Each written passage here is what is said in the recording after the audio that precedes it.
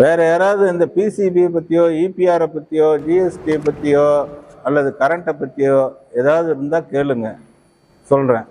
Sir நான் செந்தில்நாதன், சென்னை பாலிபாக்லேருந்து வரேன். நான் சரி எங்கள் கம்பெனி ரெப்ரசென்ட் பண்ணுறேன். நாங்கள் பார்த்தீங்கன்னா எல்டிபி நாங்கள் ஃப்ளெக்சிபிள் பேக்கேஜிங் பண்ணிட்டு இருக்கோம். நாங்கள் சரி நாங்கள் பார்த்தீங்கன்னா எல்டிபிக்கு பார்த்தீங்கன்னா கன்சென்ட் ஆப்ரேட் வந்து நம்மளுக்கு வேணும். நம்மளுக்கு டிஎன்பிஎஸ்சிபிலேருந்து கன்சென்ட் ஆப்ரேட் வேணும் நம்மளுக்கு. சரி 2021 பார்த்தீங்கன்னா நம்ம ரெனியூவல் ஃபீஸ் மட்டும் கட்டிட்டு இருக்கோம். சரி 2021 23 வரைக்கும் கட்டியிருக்கோம். அதுக்கப்புறம் 23 25 வரைக்கும் கட்டியிருக்கோம் நம்ம. சரிங்களா? அப்போ நம்மளுக்கு ஜியோ 37 படி பார்த்தீங்கன்னா நம்மளுக்கு வந்து இண்டஸ்ட்ரியல் ஃபர்ஸ்ட் 84 படி வந்து ஜியோ 84 படி நம்மளுக்கு இண்டஸ்ட்ரியல் பேக்கேஜிங் நம்மளுக்கு கன்சென்ட் ஆப்ரேட் கொடுக்கலாம்னு சொல்லியிருந்தாங்க. அப்புறம் வந்து பிசிபி கமிஷனர் வந்து என்ன சொன்னாங்கன்னா சிங்கிள் யூஸ் பிளாஸ்டிக் வந்து 14 ஐட்டம்ஸ் பேன் பண்ணும்போது அது மட்டும் பண்ணால் வந்து எங்களால் வந்து 100% வந்து பிளாஸ்டிக் ஃப்ரீ என்வரன்மெண்ட் நம்ம பண்ண முடியாது. அதனால வந்து ஜியோ 37 இண்டஸ்ட்ரியல் பேக்கேஜிங் நீங்கள் பேன் பண்ணுங்க. அப்போதான் வந்து ஒரு நம்மளோட அப்ஜெக்டிவ் வந்து அச்சீவ் பண்ண முடியும்னு சொல்றாங்க. அதனால என்ன பண்ணாங்க, ஜியோ 37 கொண்டு வந்தாங்க. இதனால பார்த்தீங்கன்னா நம்மளுக்கு வந்து கன்சென்ட் ஆப்ரேட் யாருக்குமே கொடுக்கல, நம்ம அதாவது ரினியூல் கொடுக்கல நம்ம யாருக்குமே.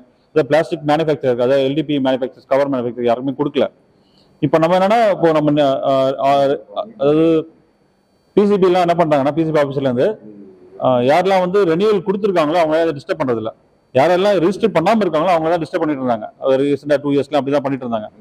இப்போ ஒரு 1 இயருக்கு முன்னாடி எப்படி இருந்துச்சுன்னா, நீங்க வந்து பிசிபி வச்சிருக்கவங்க எல்லாம் வந்து இபிஆர் வந்து ரிஜிஸ்டர் பண்ணுங்க, அப்பதான் வந்து உங்களுக்கு பிசிபி வந்து கன்சென்ட் ஆப்ரேட் நாங்கள் ரெனியூல் பண்ணி கொடுப்போம் அப்படின்னு சொல்லி சொன்னாங்க. லாஸ்ட் இயர் அப்படிதான் சொன்னாங்க, நம்மள எல்லாம் ரெனியூல் பண்ண சொன்னாங்க.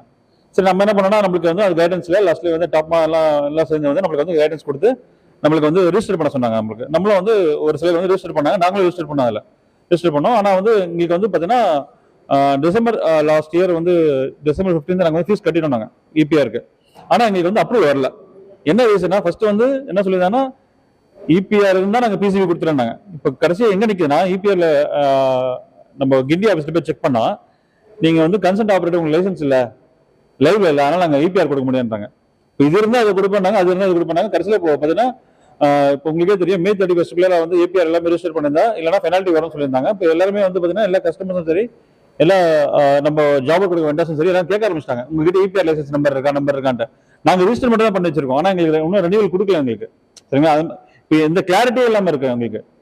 இப்போ நீங்க மீட்டிங் நாங்க வந்து காரணமா நீங்க இபிஆர் பத்தி நீங்க ஏதாவது எங்களுக்கு கைட்லைன்ஸ் கொடுப்பீங்க, இல்ல பிசிபி பத்தி ஏதாவது ஒரு நோட்டிபிகேஷன் கொடுப்பீங்க, அது நம்பிக்கை தான் நாங்க வந்தோம்.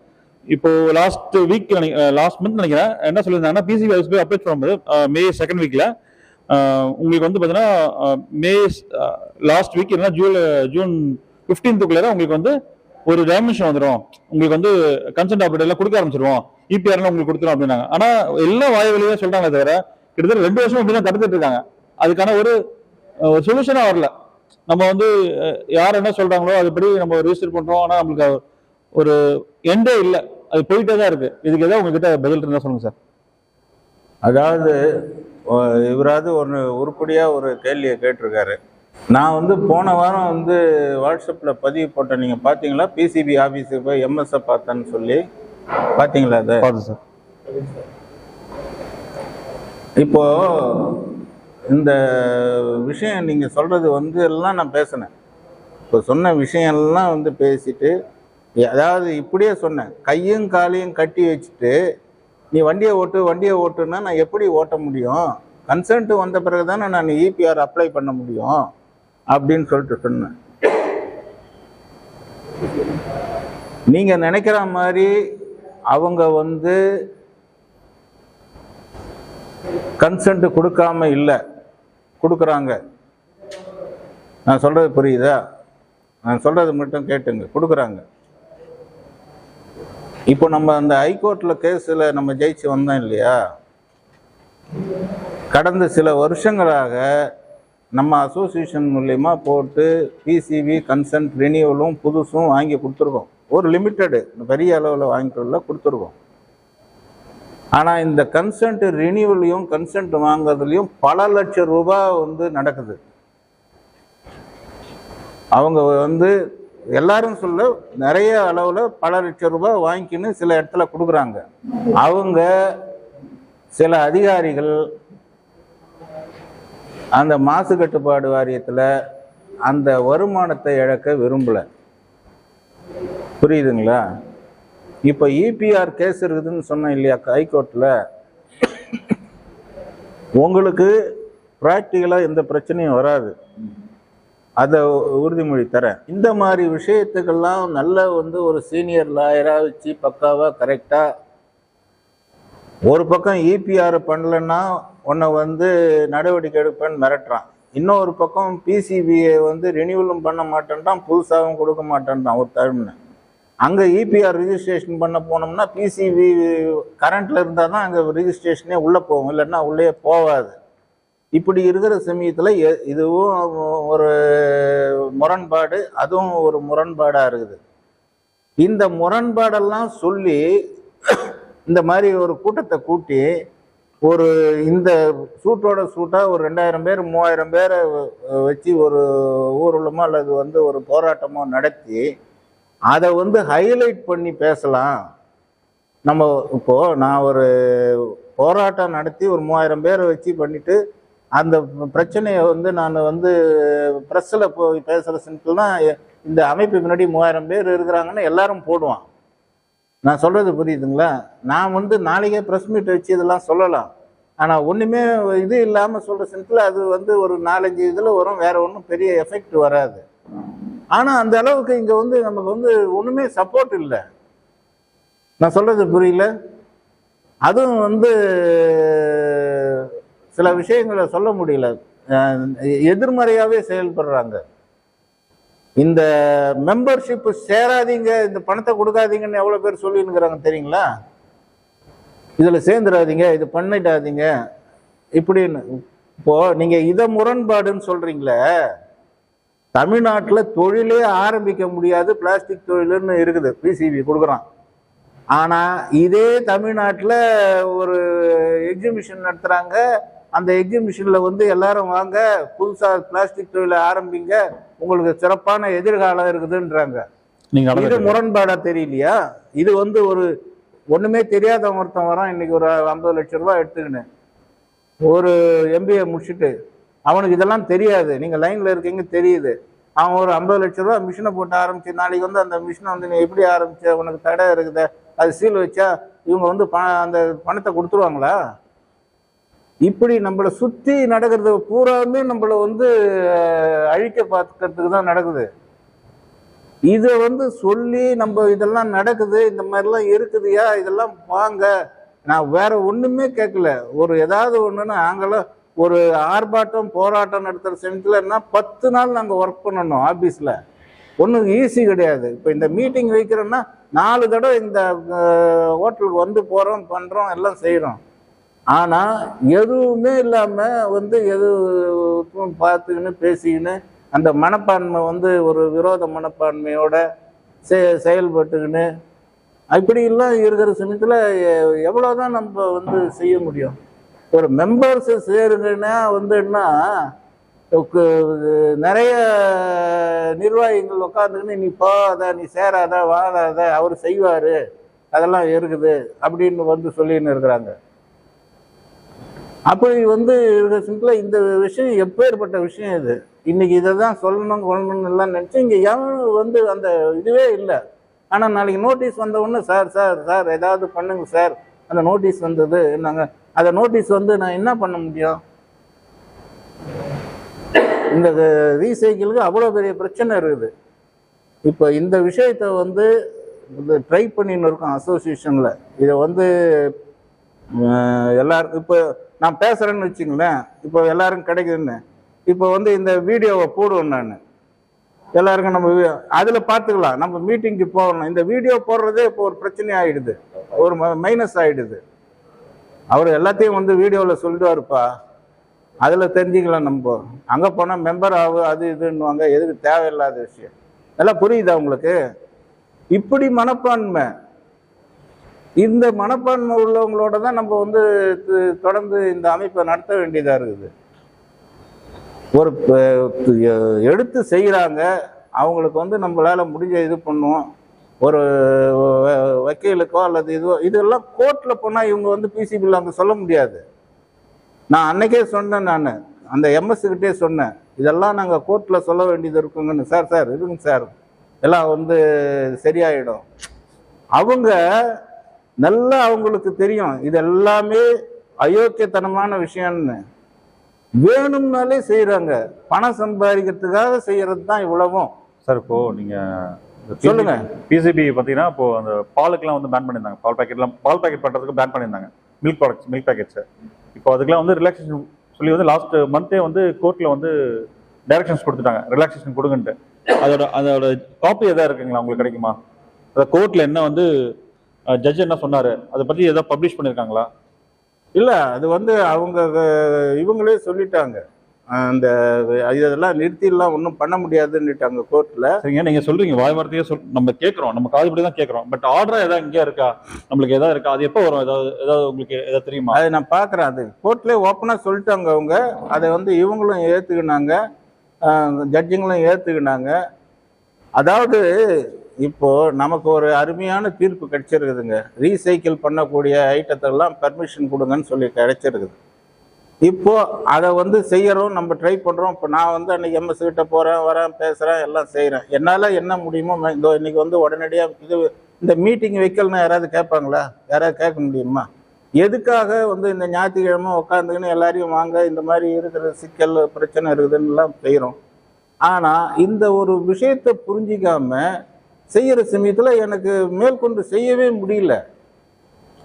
உங்ககிட்ட நல்ல ஒரு ஃபீட்பேக் இருந்துச்சுன்னா நீங்க சொல்லுங்களேன். நீங்க சொன்னா தானே எங்களுக்கு ஒரு கான்ஃபிடன்ஸ் வரும், நாங்கள் நெக்ஸ்ட் டைம் இதை அட்டன் பண்ண முடியும்.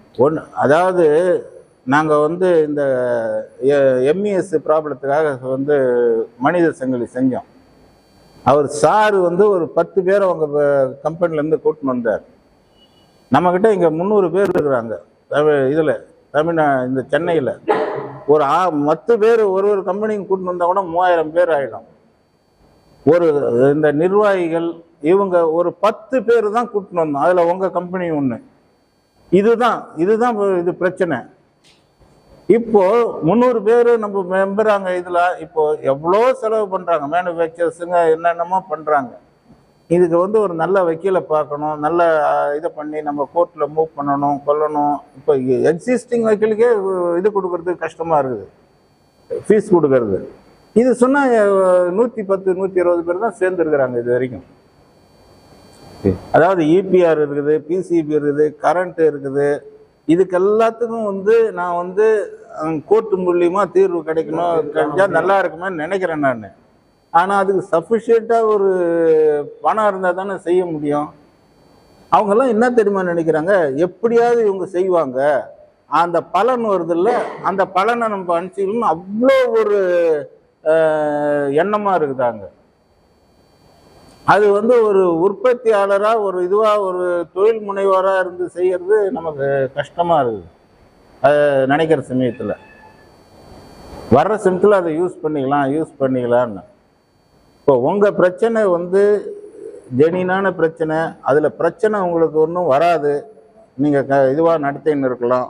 அதுக்கு நான் இதெல்லாம் மென்ஷன் பண்ணி அது கூட நான் சொல்கிறதுக்கு இதுவாக இருக்குது. நான் அதை வந்து பார்த்துக்கிறேன். நான் அதை வந்து ஏதாவது உங்களுக்கு அந்த மாதிரி ஒரு சிக்கல் கொண்டதுன்னா என்னை உடனடியாக கான்டாக்ட் பண்ணுங்க.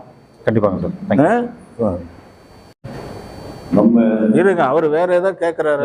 அவர் வேற ஏதாவது எனக்கு ஏதாவது கேட்க வரீங்களா சார்? நீங்கள் ஏதாவது சொல்ல வரீங்களா சார் என் சப்ஜெக்ட்டுக்கு? நீங்கள்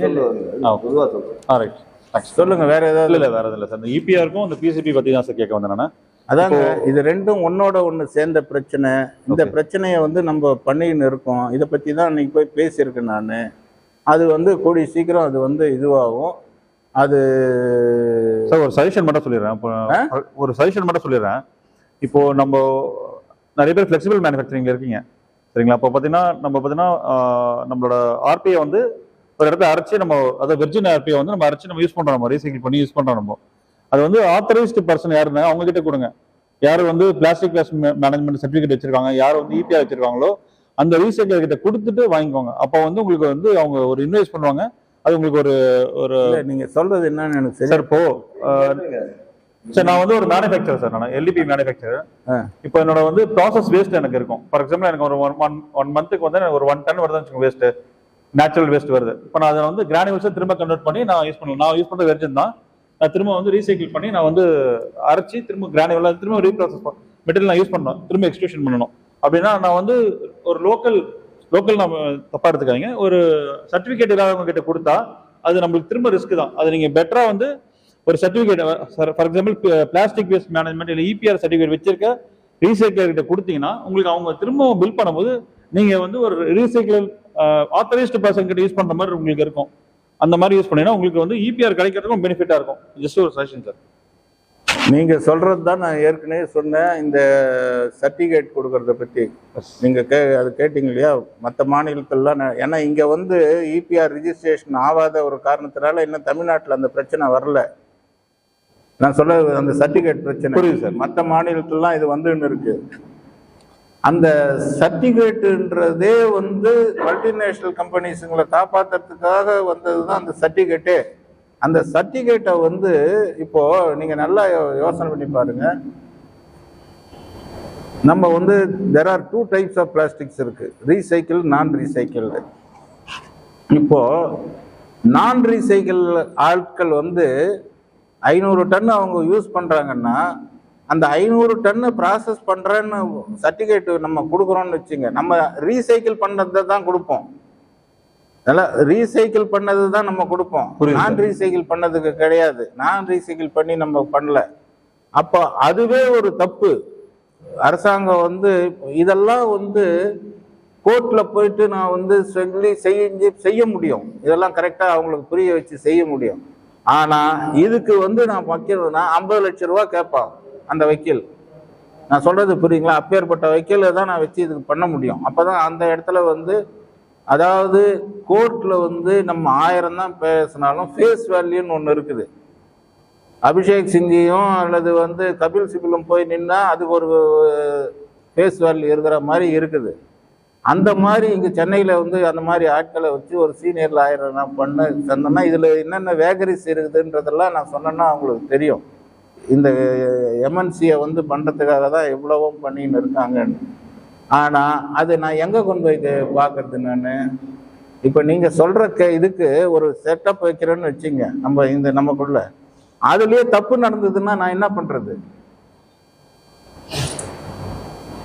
தப்பு நடந்துச்சுன்னா நாளைக்கு உங்க மூலியமா தான் நடந்துன்னு இந்த ஒருத்தர் கேட்கிறாரு இல்லையா, 2002 கொடுத்தனே இன்னான்னு வந்து கொடுத்தேன்னு கேட்கிறாரு இல்லையா, 23 வருஷம் கழிச்சு கேட்கிறாரு இல்லையா. நம்ம வந்து அசோசியேஷன் வந்து சரியான முறையில் இருந்ததுன்னா, அது கரெக்டான முறையில் இருந்ததுன்னா நம்ம கண்டிப்பா வந்து அதை செய்யலாம். ஆனா அது நோக்கமே தவறானது.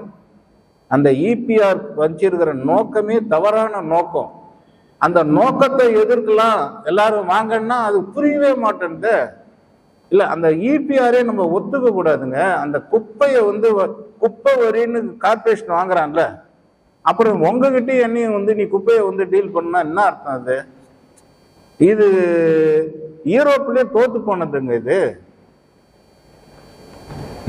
அங்க வந்து $50,000 ஒரு வருஷத்து வருமானம், இங்க $2,000 எங்க ஒரு வருஷத்து வருமானம். அந்த $50,000 இருக்கிற கண்ட்ரியில வந்து யூஸ் பண்ற ஒரு ரூலை வந்து இங்க இந்தியாவில் வந்து இம்ப்ளிமெண்ட் பண்ண முடியுமா? இங்க அங்க வந்து உங்களுக்கு யூரோப்ல 10 டப்பா வச்சு குப்பையை பிரிக்கிறான். எப்படி பார்த்துருக்கீங்க இல்லையா? ஜெர்மனிலையும் இதுலயும் 10 டப்பா வச்சு பிரிச்சு பண்ண. அது மாதிரி பண்ணலன்னா அவ்வளவு ஃபைன் ஈனன்னு. இங்க வந்து மக்கும் குப்பை மக்காத குப்பை பிரிச்சுக்கிறாங்களா இது வரைக்கும்?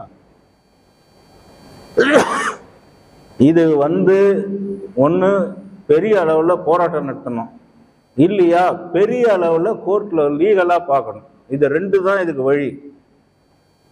பெரிய அளவில் போராட்டம் நடத்துறது நாங்கள் பண்ணி அதை முயற்சி செய்து நாங்கள் தோத்துட்டோம். அதில் இனிமேல் செய்ய முடியாது. ஏன்னா இண்டஸ்ட்ரியும் அப்படியே குறைஞ்சிக்கினே வந்துடுச்சு. நாளுக்கு நாள் அது நலிஞ்சு போய் குறைஞ்சி வந்துடுச்சு. இந்த புரிதல், இக்னோரன்ஸ் இவங்களுக்கு புரிய வச்சு செய்யறதுக்கும் நம்மளால் முடியல. பட் கோர்ட் மூலியமா பண்ணலாம்.